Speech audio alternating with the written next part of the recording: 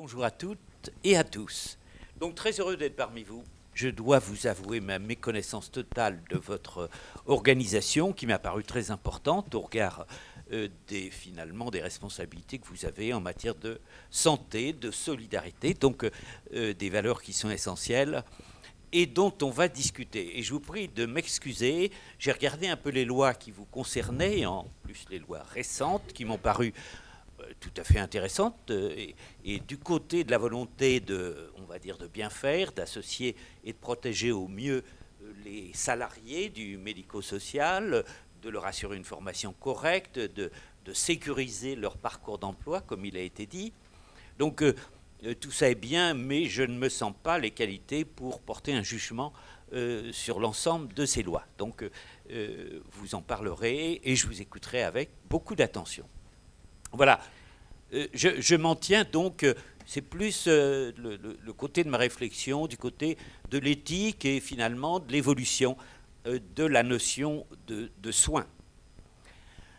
Alors, l'intitulé de cette intervention est « Peut-on aujourd'hui avoir soin de ceux qui souffrent ?»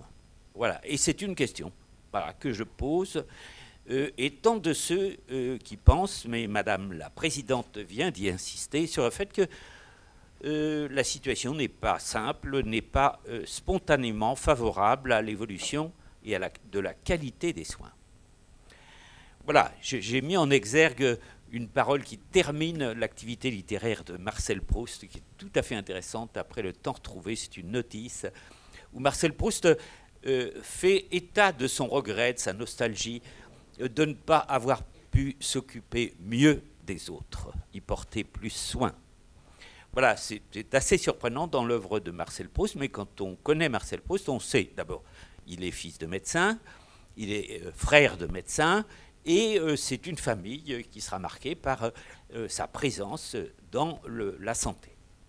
Voilà, il est lui-même incontestablement préoccupé par le soin, la qualité des soins, et particulièrement de l'attention. Voilà. Donc, c'est de ça que je vous propose de parler en quelques mots. 20 minutes, c'est suffisant, me semble-t-il, pour vous dire ce que je pense être l'essentiel. D'avance, je vous prie d'excuser celles et ceux qui pourraient être choqués par mes paroles, qui ne sont pas éventuellement d'accord avec le jugement que je porte sur certains aspects de l'organisation des soins. Voilà, je vous fais part simplement de mon point de vue. Je suis un ancien praticien hospitalier public, autrement dit, je connais mal votre secteur privé. Voilà, c'est pour ça que je suis finalement très heureux d'être parmi vous, d'apprendre et de connaître. Bien sûr, j'ai eu des liens avec un certain nombre de vos organisations, en particulier d'ailleurs du côté des handicaps, du handicap. J'y ai vu une volonté très forte de la part, en particulier des parents, donc étant gynéco-obstétricien, c'est du côté des petits-enfants, que j'ai connu cette approche. L'approche en général des parents, des familles, était pour moi une source quasiment d'émerveillement. La volonté de soigner, de prendre en charge, de respecter des enfants qui présentaient des caractéristiques qui les différenciaient fortement des autres. Je dis bien fortement, je suis de ceux qui considèrent que nous sommes tous des handicapés, mais je sais que cette formule peut choquer. Voilà, je sais qu'il existe évidemment des différences fortes entre les personnes qui possèdent des handicaps et qu'on appelle handicapés et ceux qui ne portent pas ce titre. Voilà, et pourtant, je suis de ceux qui considèrent qu'aucun d'entre nous n'est parfait, qu'il a y compris un certain nombre de difficultés, d'adaptation sociale, de relations avec les autres, qui en font une personne qui connaît et qui est apte à comprendre ce qu'est le handicap plus marqué. Voilà. Et puis certaines expériences, comme la surdimutité par exemple, est une expérience historique particulièrement riche qui m'a servi de base à ma réflexion. La trisomie 21, les enfants porteurs de trisomie 21, les familles qui accueillaient ces enfants ont pour moi été des exemples d'altérité. Voilà, donc une connaissance très partielle mais qui m'a permis d'avoir une réflexion sur le sujet. Alors les soignants ont, de façon très traditionnelle, été considérés comme susceptibles d'être très attentionnés à la souffrance. Voilà. La compassion et le dévouement appartenaient à des qualités qui auraient été possédées plus particulièrement par les soignants. En tout cas, ce qui n'est pas l'analyse qui est faite par certains historiens. Certains historiens sont très sévères à ce sujet, pas seulement des historiens. Vous connaissez les positions de Molière par rapport aux médecins. Elles sont particulièrement sévères et pourtant justifiées. Voilà. Ceci dit, curieusement, cette réputation est très forte. Elle est d'ailleurs sans doute nécessaire. Voilà. Nous avons tous besoin des autres et, en définitive, nous avons besoin d'être confortés par le sentiment que les autres sont capables de compassion et d'intérêt à notre souffrance. Voilà. Cette attention à la souffrance était indissociable du traitement proprement dit. Autrement dit, ce qu'on va appeler le care, l'attention à l'autre, et le cure, le traitement proprement dit. Donc on a utilisé des termes anglais parce que la dissociation du traitement et de l'attention était plus forte vraisemblablement dans la culture, on va dire britannique seulement, mais elle s'étend après. Et la question est de savoir si cette dissociation est raisonnable. En tout cas, elle n'était pas perçue, je pense, dans la société française comme dissociable. Ces deux qualités étaient intrinsèquement liées. Voilà. Bien, pas bien, en tout cas, cette donnée est très forte. Or, il se trouve qu'à partir du XIXe siècle, à peu près, après la Révolution, en particulier sur la base d'un certain nombre de données qui nous sont rapportées par des études qui ont été faites à l'époque, en particulier celle d'un chirurgien qui s'appelle Jacques Tenon, que vous connaissez par le nom d'un hôpital parisien, qui donc porte ce nom, qui dénonce les conditions qui sont faites à l'hôpital dans l'accueil. C'est une dénonciation très forte de la part d'un médecin et qui va donner à réfléchir, et la Révolution va se pencher sur cette question. On va d'abord fermer, d'ailleurs. Les hôpitaux sont fermés au cours de la Révolution, considérant qu'ils sont malsains, très simplement, que ce n'est pas un lieu de soins correct. Et pourtant, ce n'est pas la position de Jacques Tenon, qui, lui, est très attaché à l'hôpital, pour des raisons qui sont liées à sa formation, et on comprend ça, il veut faire de l'hôpital une machine à guérir. Voilà. Alors pourquoi je souligne ça? Bien parce que la notion de machine à guérir est du côté du traitement. Voilà. Et non pas de l'attention aux autres. Même si dans son rapport, je trouve, il fait preuve de beaucoup d'humanité. Hein. Il est attaché à l'hôpital en disant l'hôpital, c'est un lieu tout à fait exceptionnel qui accueille la souffrance à toute heure du jour et de la nuit, 24 heures sur 24, chaque jour, de toutes les années qui se suivent. Or, nous n'accueillons pas correctement et nous ne soignons pas, c'est sur ça qu'il est le plus sensible, les malades. Voilà. Alors, la machine à guérir va tendre effectivement à s'attacher au traitement. Il est temps d'ailleurs, parce que vous savez que jusqu'au XIXe siècle, les capacités thérapeutiques sont extrêmement réduites finalement. Et qu'on peut considérer que l'attention aux malades est essentielle, elle est principale. L'accompagnement de la souffrance, ce qu'on appelle l'empathie, la sympathie, le partage, la compassion. Compassion est un terme très, très précis et très fort. Sont principaux. Voilà.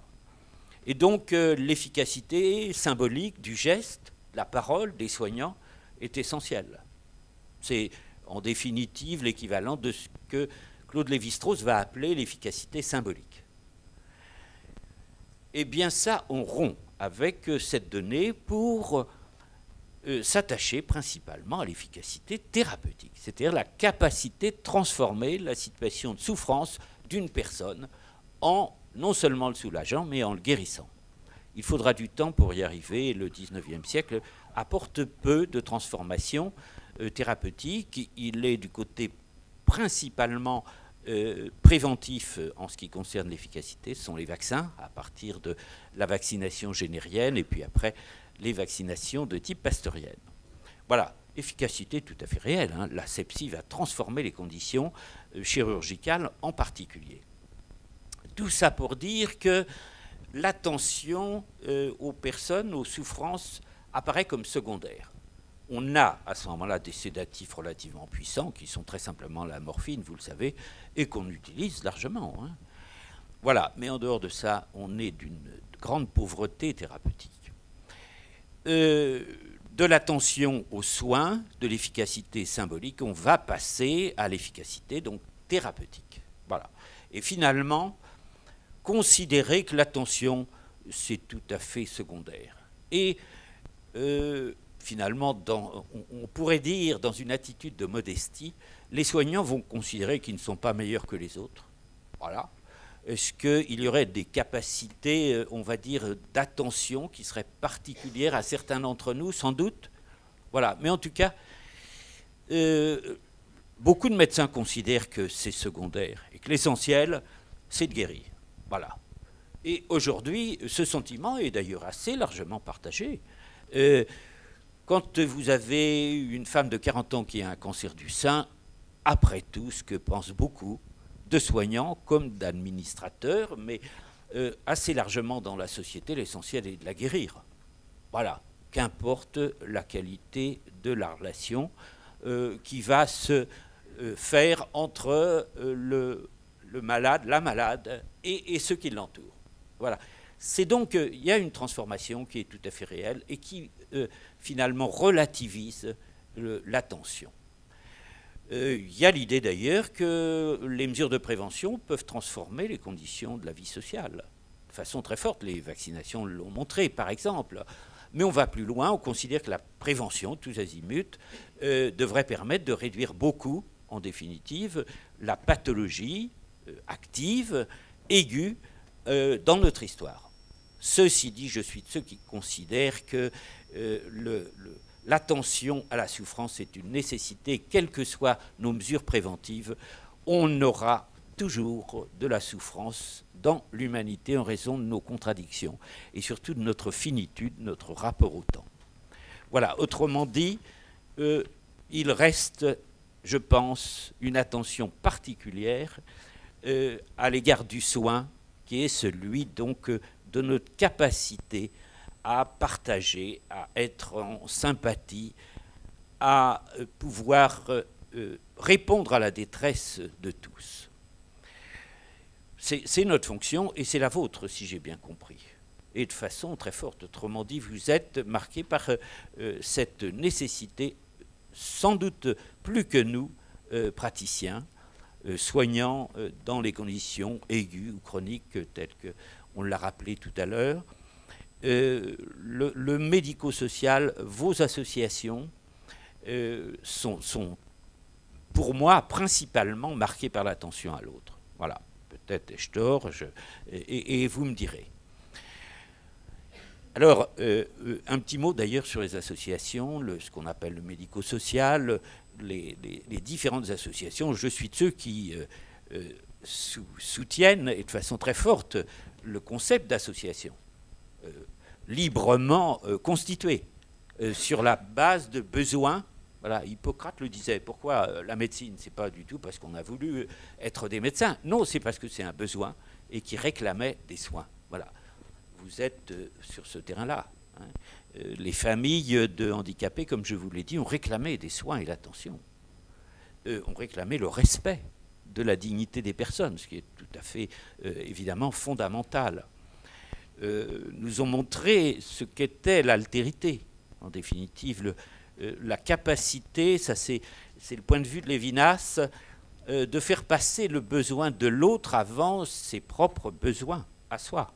Voilà. C'est contesté. J'ai lu récemment l'ouvrage d'un médecin qui dit finalement le souci de l'autre, il n'est que la conséquence du souci de soi. Qui inverse la formulation de Lévinas, qui lui considère que c'est un bouleversement ontologique, il dit même une absurdité ontologique, que le souci des autres passe avant le souci de soi. c'est la définition de l'altérité pour lui. C'est effectivement pour moi une belle interrogation en tout cas. Et j'ai eu le sentiment à travers beaucoup d'exemples que c'était effectivement ça, la capacité de faire passer le besoin des autres avant le besoin de soi, nos besoins. Voilà, alors notre médecine va évoluer, nos soins vont évoluer, nos réponses vont évoluer. Et je souligne l'intérêt de la loi du 4 mars 2002, qui est celle donc des droits des malades et de l'organisation des soins. Alors, deux apports essentiels. Alors, il faut d'abord savoir que cette loi, elle survient après une affaire que vous connaissez toutes et tous. C'est l'affaire qu'on appelle Perruche, c'est-à-dire une erreur médicale qui aboutit à ce qu'un enfant naisse porteur de graves malformations rubéoleuses.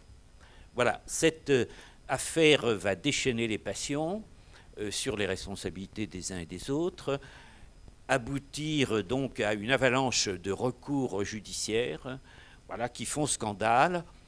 Et là, on va dire, tout le mérite du gouvernement de l'époque a été de répondre à cette question très forte. Voilà.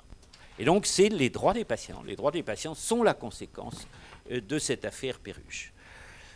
Voilà. Et donc, cette loi énonce deux aspects très importants des rapports sanitaires. Un, les droits des patients. Et les droits des patients, ça signifie que désormais, ce qu'on appelait le paternalisme médical, le rapport d'une confiance et d'une conscience, est remis en cause. Voilà. Il est vécu comme, en définitive, une attitude autoritaire, et finalement, ces aspects essentiels, compassion, dévouement, passent au second plan par rapport aux exigences que sont le respect de la dignité du patient. Et le respect de la dignité, ça veut dire que c'est lui qui est maître de son destin. C'est considérable. Ça peut apparaître comme évident aujourd'hui. Ça ne l'était pas. Nous dictions, et de façon autoritaire, les soins. C'était clair, considérant a priori que toute personne qui n'avait pas un diplôme de docteur en médecine ne pouvait pas répondre correctement à ses besoins, n'avait pas de connaissances suffisantes pour y répondre, et qu'un traitement n'était pas discutable. Voilà. C'est fini. Voilà. Désormais, le patient peut intervenir directement et dire « Docteur, écoutez, je ne veux pas être soigné tel que vous me le proposez. Voilà. Est-ce qu'il y a d'autres façons de me soigner ? Voilà. Tout cela est aujourd'hui non seulement possible, mais obligatoire. Voilà. Nous devons avoir l'accord, ce qu'on appelle le consentement éclairé, de tout patient, quelle que soit la pathologie, pour le soigner. C'est absolument considérable. Il faut savoir que le consentement éclairé a été initié en France en 88 par la loi qu'on appelle Hurier, et qui donnait les conditions précises de l'expérimentation médicale, thérapeutique, et qu'elle-même, cette loi Hurier, est la conséquence des lois de Nuremberg après les expérimentations nazies dans les camps d'extermination. C'est très important. Les lois de Nuremberg édictent des recommandations absolues en ce qui concerne les expérimentations médicales. Et cette prescription, c'est le consentement éclairé, voilà, qui aboutit à la conception qu'on en a aujourd'hui. Deuxième qualité de cette loi, c'est ce qu'on appelle la démocratie sanitaire.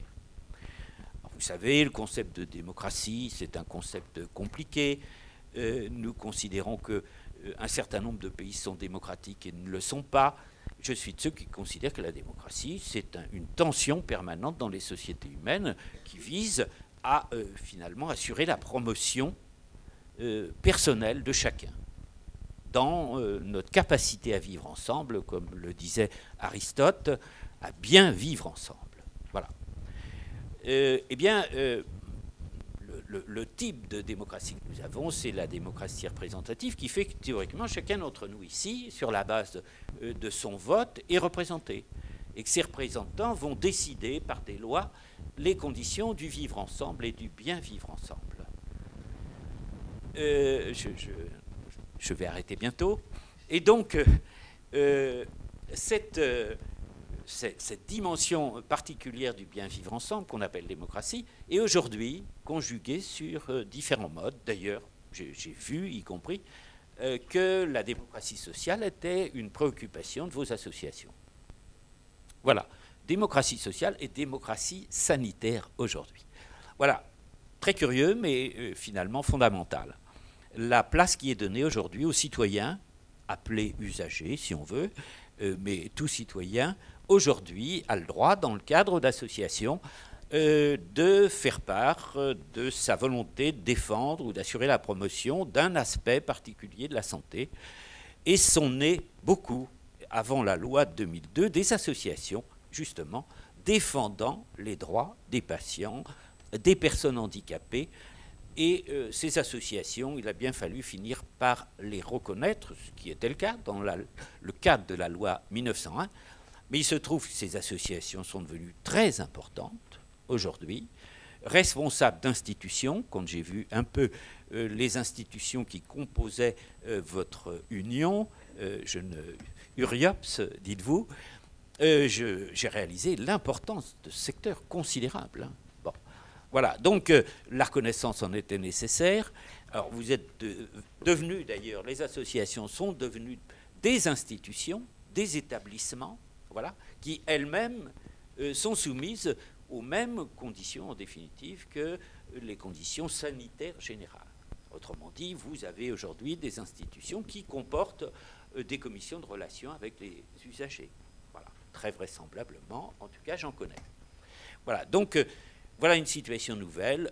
Les usagers, citoyens, d'une façon générale, ont une place dans l'organisation des soins. Voilà, donc tout cela est bien, on va dire, évolue dans un sens qui me paraît favorable, mais voilà. Et la situation a été rappelée par votre présidente. Nous vivons une situation grave, à mes yeux menaçante, qui est liée à une crise économique qui est longue, durable, profonde, et qui aboutit à une inégalité d'accès aux soins, à, dans une certaine mesure, remise en cause parfois de la qualité des soins eux-mêmes par les réductions budgétaires qui sont infligées à l'ensemble de nos organisations sanitaires. Or, il se trouve que l'ensemble des soignants a une sensibilité éthique qui est considérée comme importante, essentielle même. Ce qui est vrai, me semble-t-il. Nous ne pouvons pas accepter l'inégalité d'accès aux soins. S'il y a un accord qui est finalement assez profond dans la population, et vraiment je crois très profond, c'est cet accord sur le fait que tout le monde doit avoir droit à des soins de qualité, autrement dit aux mêmes soins. Voilà. Et donc l'accès doit être le même et la qualité des soins la même.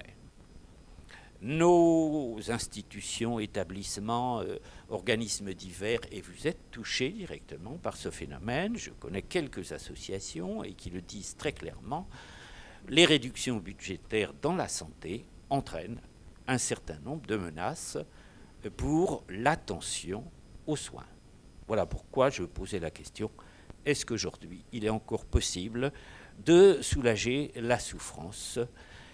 Et cette question, pour moi, reste réellement posée.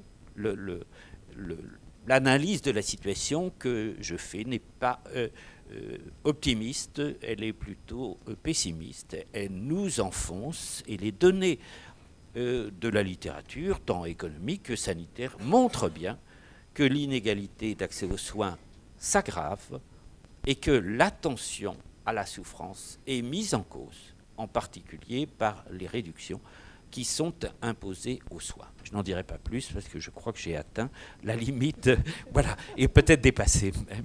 Merci à tous.